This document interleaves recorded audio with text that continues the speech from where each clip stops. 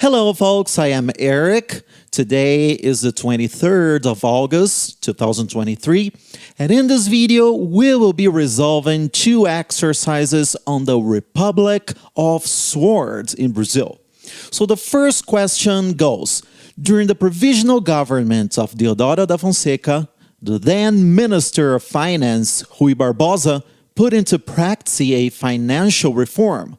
This reform, so we have here these alternatives and we have to choose the correct one, right? So the first one says, this reform aimed to control the inflationary wave and reduce the speculative process on the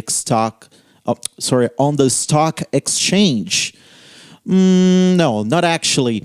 Actually, this is what ended up taking place. Speculative process on the stock market.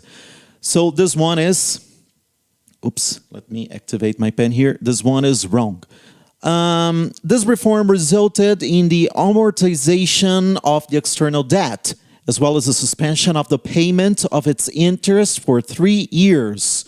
No, actually, the external debt ended up being increased after this financial reform.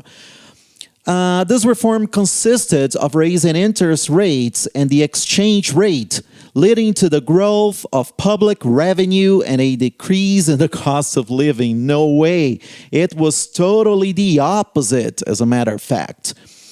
The fourth alternative goes, aimed to favor industrial expansion by expanding the sector credits. Yes, it aimed, right, to favor industrial expansion, and they did so by expanding the sector credits.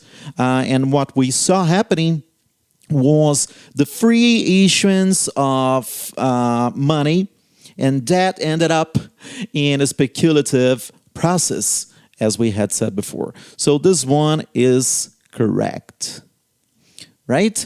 Well, the second question from PUC in Rio Grande do Sul, 2014, reads, consider the statements below about the proclamation of the Republic in Brazil in 1889. So we have here these four statements, which we're gonna read shortly.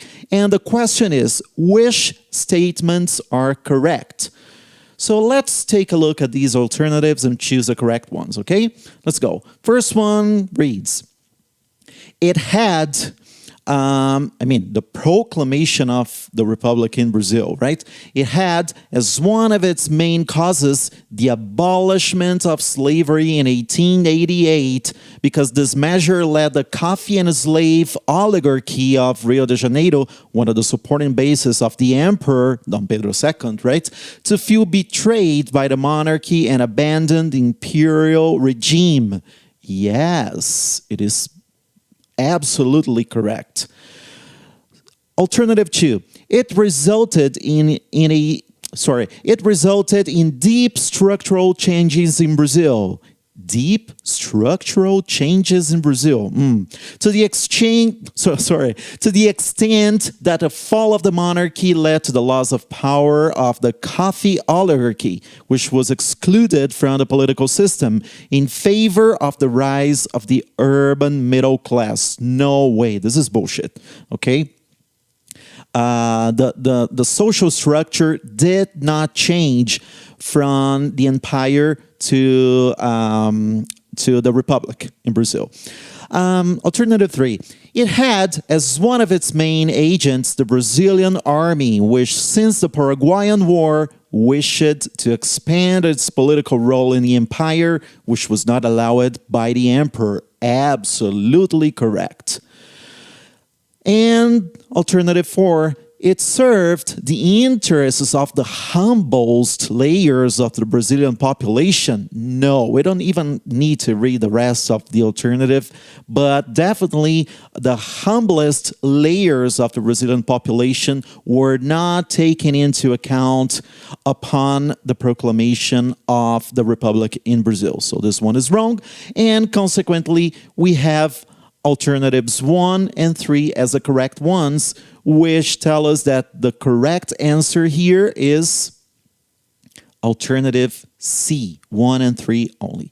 Okay, well, I hope you have enjoyed these exercises and see you in our next videos on the history of Brazil.